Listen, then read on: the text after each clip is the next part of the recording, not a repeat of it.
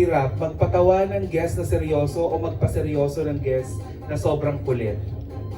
Magpaseryoso ng guest na pag natawa ka na kasi yan, bubulwak na yan dyan eh. Hindi ka na talaga makakapigil dyan. It's either utot yan or igit ang labas niyan. Oo, na mo magpatawa ka, pigilan nyo, di ba? Talagang sa iba lalabas yan. Oo, di ba? So, kailangan talaga, ang pinakamahirap yung patahimikin yung tumatawa. Kaya pag nagro-rosary kami, tapos tumatawa kami, wala, uy, sabog lahat. Wala na, sorry Lord, magkaroon na lang kami. So, mahirap, yung seryoso na patawanin mo, madali pa yan, palabas mo lang siya, may uutot ka lang sa harap niya, o ganun ka lang, matatawag, ganun na yan, smile. Pero yung papigilin mong patawanin yung tumatawa na, wala yan, hindi posibleng mangyari yan. Yun ang pinakamahirap sa akin. Thank you, Ma'am Shimerla. Thank you so much. Cora. May other questions na ba tayo? Ayan, meron pa ba? Ay, gwapo. Melay, with all your experience sa pag-host, no? Dami mo na rin na-host with ABS-CBN, even outside. Ano yung pinaka-natutunan mo naman dito sa One-on-One na hindi mo natutunan sa iba mo pang mga naging shows? Nakita na mukha ni ko, ano talagang nakirig-kirig na tayo. Di, sa pagka-hosting, ang natutunan ko talaga, ito kasi mga formal kasi itong mga PBB, itong mga Pilipinas Got Talent, mga formal kasi ito, hindi ka talaga pwede magkamali sa mga number of votes dyan. Pero dito sa One-on-One is, ang natutunan ko dito is from the heart. From the heart talaga. Dito sa PBB, from the lungs. Kasi kailangan mo talaga ng hangin, magsalita ka dyan. Pero dito sa from the heart talaga na, yung tanong mo talaga yung concern ka, gusto mong malaman kung ano yung natutunan mo, ano yung mga pinagdaanan niya, na nag-became siya ng ganito, kung ito ba yung pinagdaanan niya, ay pwede ko bang mapagdaanan ng ating mga kababayan Pilipino, paano maging matatag sa buhay. So, yung natutunan ko dito sa One-on-One is from the heart na mga questioning. At from the heart din yung sagot na nare-receive ko sa kanila. Minsan, from the liver. Thank you. Ay, grabe. Thank you so much, very beautiful talaga. Oh, thank you po. Nahiyan na ako. Oo, nawala ka tayo sa passing ba?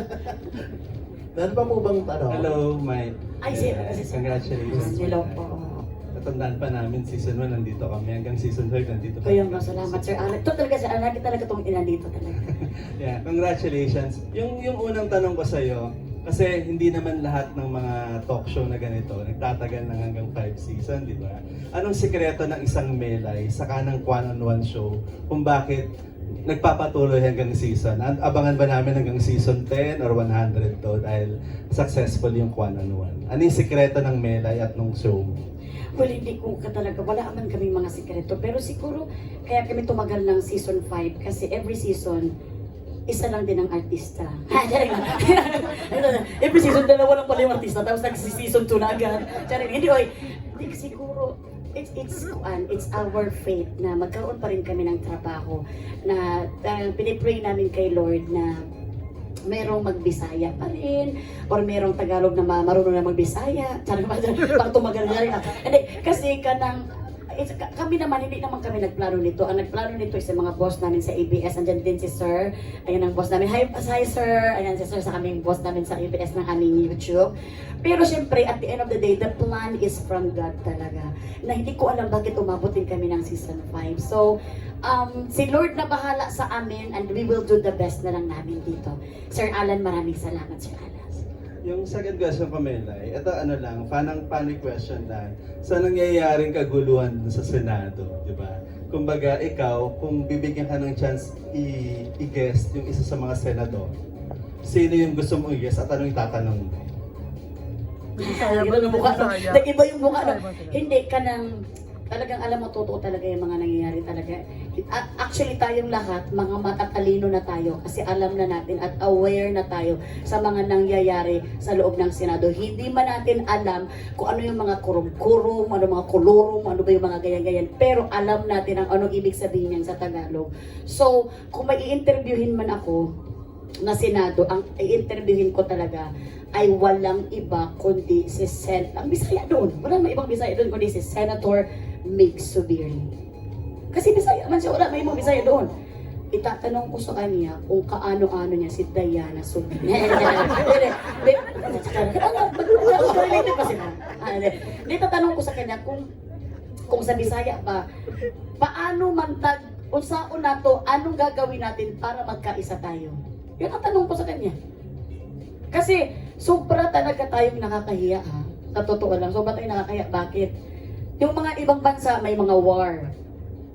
Bansa na sa ganito, bansa sa ganito, naglalaban. Pero kakampi nila ang sarili nilang bansa. Pero tayo, wala na ba tayong ibang kalaban? Tayo na nagkakalaban sa isa't isa.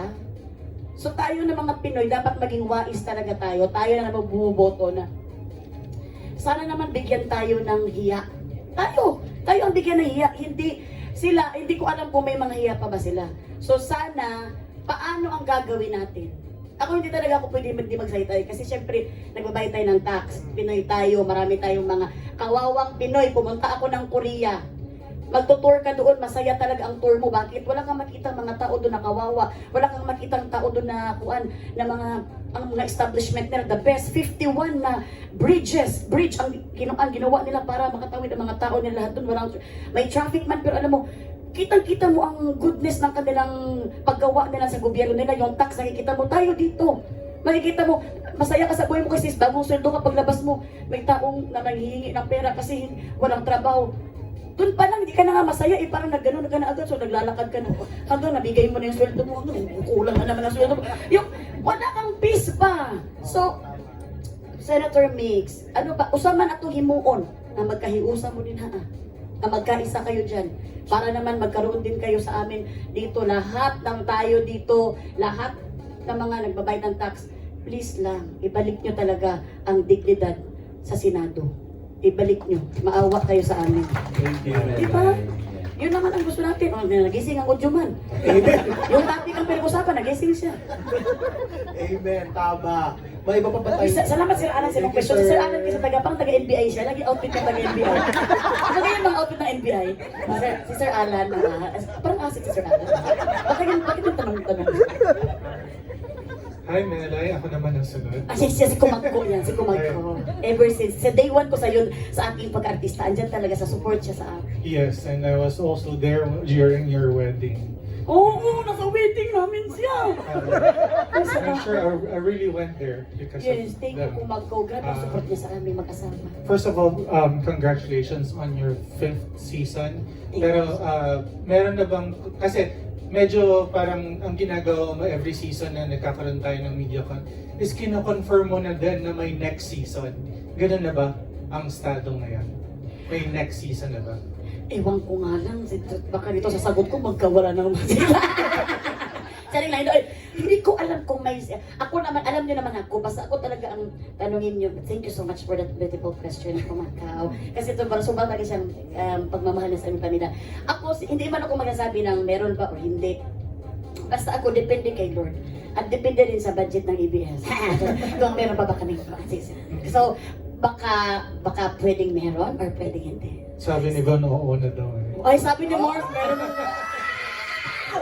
Mabayaran ko na yung kuan ko sa... Total na no? Speaking of pagmamahal, isa naman sa gusto ko rin malaman is how is your family right now? Anong pinagkakabalahan ni Jason tsaka yung mga bata? And what are your plans in the near future with regards to your vlogging naman? Thank you so much. Updated talaga yan siya sa buhay namin. Kasi tinan mo, yan talaga ang mga tinatanong niya. Thank you, Kumagkaw. Ang estado ng buhay namin ni Jason ngayon is parang, ano niya, mag-iwalay kami, no? Sobrang strong kami. Di ba ganun yung mga tao? Ganun talaga. Oo, ganun talaga ang mga tao. Gusto nila mag-iwalay na, tapos mag-iwalay na, magbabalik ka naman. So, kami, very strong, thank you Lord, kami ni Jason. Hindi na ako masyadong nagpo-post kasi si Papang kasi, hindi siya masyadong mag-post talaga. Once in a blue moon lang talaga ako mag-post kasi parang, siyempre gusto niya na pagka-private kami ba? Kahit hindi naman kami private talaga. So, ibigyan nyo na sa amin yan. Kasi bakit, kung kasi may mga anak kami. Pero pag nagpo-post ako, yun talaga okay sa kanya yun. Pina-approve ko kasi siya. Ang pinagkakaabala ni Papa ngayon, meron siya mga a char-char with the business niya ng mga char-char. And then, hindi naman siya, ayaw na kasi na maging public dun sa kuha niya. Pero, thank you Lord sa mga endorsement na kumukuha sa aming family. Kasi andun si Papang, ang Protect family, Chocomatic family, Wings family, detergent, soap. So, wings and coming soon, meron pa kami mga isi-shoot na mga kuan. So, thank you Lord sa pag-trust nila sa amin. Siguro nakatulong din na ayaw din ni Papa masyado. Mag-post lang kami once in a blue moon lang kay, kumbaga baloko lang kami pamilya, pero serious naman kami sa aming relationship to each other. In terms naman of vlogging, medyo may pagkatamad talaga kami sa vlogging. Kay, ang pinakamahirap kasi yung editing dyan. Magalit ako dyan sa pag-editing ko, maganon-ganon ako. May admin naman kami, pero yung admin ko parang broken hearted. So, para hindi mo siya masahan sa mga ganito ng mga editing, shout out at si Lulu. So, parang minsan ako na nag-edit sa mga pinopost-post ko. And then siya sa mga vlog-vlog. Ngayon, meron kaming upcoming lalabas na vlog. This is very special talaga. Kasi bakit, Mars? Ito yung KTO, Korean Tourism Organization. Di ba nabanggit ko kanina na pumunta kami ng Korea? Yes. Kasi gumawa ang Korea. It's our year 3 na maging ambassador. Wow. Congratulations! Pero mukha kaming abusador. Kasi talagang lagi kami nagdadala kami ng mga kapinsan namin doon. So, year 3 na namin, napunta na namin ang Busan, ang Seoul, ang Snow, lahat, mga different kinds of season. Pero this time is very special. Abangan nyo ang paglabas ng aming kuan kay. This is a pilgrimage. Pilgrimage ang ginawa ng KTO na very close to my heart. Isipin mo, hindi ko alam ang ibig sabihin ng pilgrimage. alam ko, ginawa-buta-buta ka sa kuan. Hindi, so pilgrimage because alam nyo naman na grabe naman talaga ang relasyon ko kay Lord, di ba? So, hindi ko sinadjust Hindi ko sinadjust na mag-pilgrimage. Ano bang kinalaban ng makitio sa relasyon ko kay Lord? Pero alam nyo, ginawa nila kami ng pilgrimage at tumaas ang balahibo ko talaga. All around of my body. So, tumaas yung balahibo ko. Bakit? Nalaman ko na ang first Korean priest at first saint ng Korea, meron pala sila. Tumaas si Saint Kim Daegon or Saint Andrew. 15 years old siya. Mabilis na ito na story ha, baka ayun nung pamikipika para makinggan na. 15 years old siya, naramdaman niya yung calling niya. Naglakad siya all the way pa North Korea, kasi wala pa mga North Korea, South Korea dati. Pa ganun paakyat, papuntang China hanggang Macau. Doon siya nag-aral ng Bible, kaya naramdaman niya ang calling niya. 15 years old. 7 months siyang naglakad. Paglakad niya doon, hinintay niya na mag-freeze yung ilog bago siya tumawid sa China, kaya may puwan man doon. Ilog, hindi pagdating niya doon, nag-aral siya. 24 years old, na ordinahan siya bilang pari. Umuwi siya ng Korea. 25 pinatay siya. Dahil sa faith niya, kasi doon, Joseon Dynasty, ganun yun. Ang pinaka-head is king, mga merchant, and then mga slaves. Ang pinasabi ng king, ako pinaka-the best. Ako pinaka-hari dito. Nung lumating si Kuan doon, si Saint Andrew, binasag niya ang trip ng king. Sinabi niya sa king na, alam ko na nag-aral ako ng Bible. Si God ang pinaka-highest. Pantay-pantay tayo lahat, pati sa king, pantay-pantay. No, naman ang hari. Pinatay si Saint. 1 year lang siya naging pare. Kaya pinatay siya. Kaya doon, may mga holy land sa Korea. Kaya sabi ko, my God, I'm so blessed na talagang sabi ko, Lord, thank you Lord talaga na ikaw ang gumawa ng pilgrimage na ito. Panoorin yung vlog. Siyempre, hindi lang sobrang serious. Pero di kami mga kabuang-kabuang na mga pamilya namin doon. Sa Milason Official. Thank you for asking. Thank you po. Hindi mo nakatanong, nakasagot. Ang dami ko nasagot. Ako din na-amaze din ako sa mga kwento mo. Saint Andrew talaga ba? Hindi pa ako nakabupunta. Parang hiwalayan ko na si Jason. Saint Andrew. Sorry.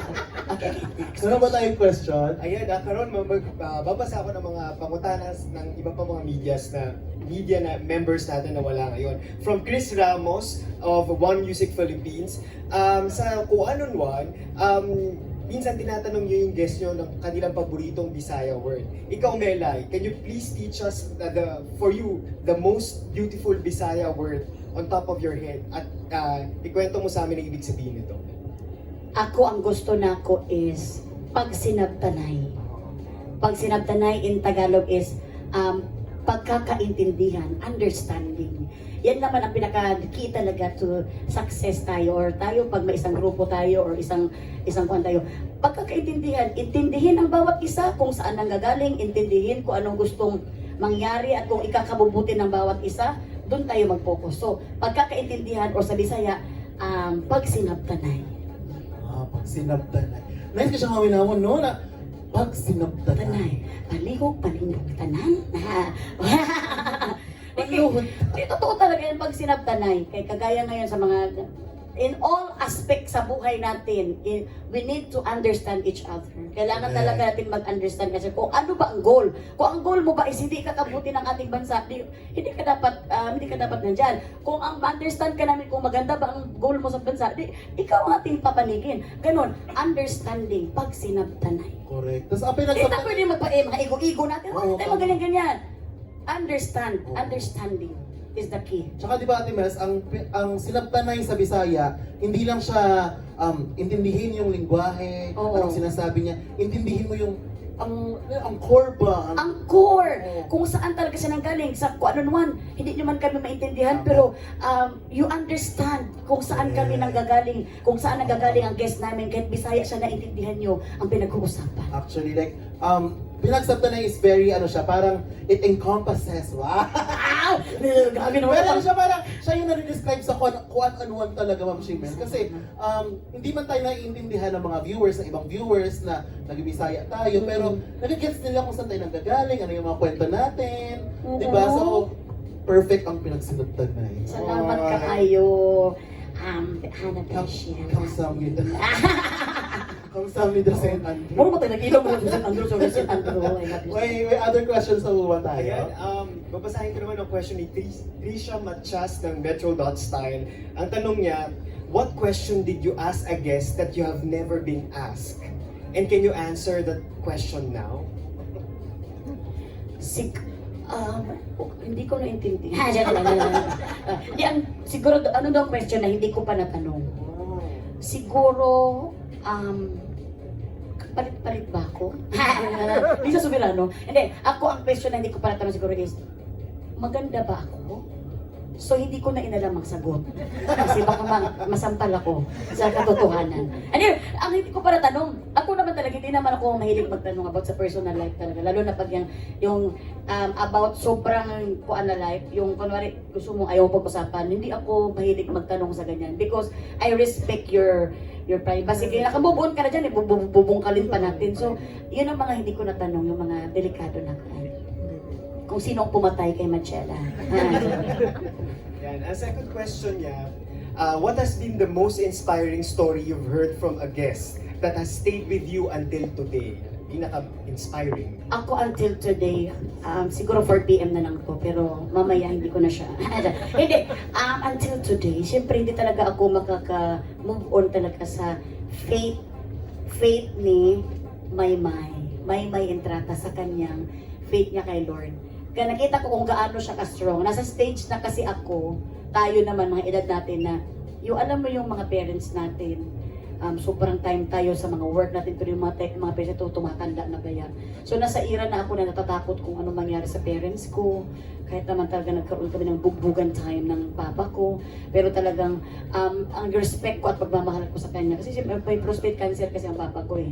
So, ang kuan ko sa kanya is, nung nakita ko kay Maymay kung paano niya kinaya yung pagkamatay ng mama niya dun sa colon cancer, parang nabigyan ako ng parang, alam mo yung pag-asa na kung ano mang mangyari sa parents ko, I have to surrender it to God. Kasi siya ang gumawa at siya din ang kukuha. So, hanggang ngayon, hindi ko talaga siya makakalimutan at nakita ko yung courage na pinakita ni Maymay na tapang kung paano niya hinarap yung pagkawala ng kanyang mama. Kaya, Maymay, please all say. Maymay, saludo ako sa'yo. I love you, Maymay. Yung faith niya. Grabe ang faith niya, Maymay. Amazing. Meron pa po ba tayong I questions? read few more So, questions. ako naman ang tanong, no? Tapos kayo naman ng jowa mo. Kamusta niya siya? Maayot yan. Ang question ni Richard Paglikawan ng Lionheart TV, actually natanong na yung ibang mga tanong niya, pero ito hindi pa natatanong. Ngayong ay na-reveal na yung tatlong guests mo for season 5, may pasabog na guest pa ba for this season na dapat abangan? Ako hindi ko alam itong guest kung sasabog ba siya. China. Kung pasabog ba na. May pasabog pa, marami pang pasabog. Hindi ko lang pwedeng sabihin kung saan to sasabog. Kasi kung sasabog to, sabay-sabay tayo dito. Ano ba ito sinasabi ko? So, lahat ng guest ko sa season 5 ay mga pasabog talaga. Baka sabihin, mga sabog pala ito. Hindi. Bakit mo ko kasi tinatanong ko sa pasabog. Basta, lahat ng kuan ko dito, lahat may dala silang pasabog sa kuan, story of their life. Para imagine ko to. Parang utok yung dadala Pero nila. for sure, parang pasabog lahat. Pasabog ang istorya ng buhay nila. Yun lang ang gusto kong sabihin. Ayan. And for our last question, tanong din ni Richard Paglikawan of Lionheart TV. Grabe si Richard Palikawan, no? Ano yung assignment sa atin dito? May binagro ba kayo sa format for this season na iba dun sa mga previous 4 seasons? Siguro sa format, wala. Pero sa foreman, meron. Napapagawa pa rin ng bahay. Hindi. Sa format, wala naman kaming binago. Parang still the same. Ay! Meron pala kaming mga pakulo. May mga pakulo kami. Yung may mga ginagawa kami na kung dati parang call away. Ito naman, parang letter. Parang mga, basta marami kami, panoorin nyo na lang kayo. Nagtrabaho lang man ako. O, panoorin nyo na lang yung Oo, panoorin nyo. mga pag ano. Pero this season lang kami, sa season 5, ang nagkakaroon ng day 2. Day 2 ba tawag doon? Day 2. Day 1 sa June 9. Sa next week naman yan, day 2 ni Ellen Adarna. At abangan nyo pa ang day 3 niya. Ano hindi ba? Grabe naman. Katukuhan naman season 5 by Ellen Adarna. Season 5, Ellen Adarna lahat. I love you, Els. Els, ako tawag sa iya. Grabe kayo kay si Els. I love you, Els. Salamat kayo sa imong pag-trust, Els. Kaya nag-trust talaga sa Sakua ba? Kasi alam din naman yan, hindi ko naman siya issuehin. Hindi naman ako mag-issue kanya. Kaya ngayon lang talaga siya nagpa-interview. At yung interview naman namin is parang barkadahan na Bisaya ba? So Els, I want to have a shout out to you. Els, I love you so much. Mag-ingat mo sa imong mga duha ka baby love din ha. O kanunay ko gaampo sa inyo. Si Els. Thank you, Ma'am si Els.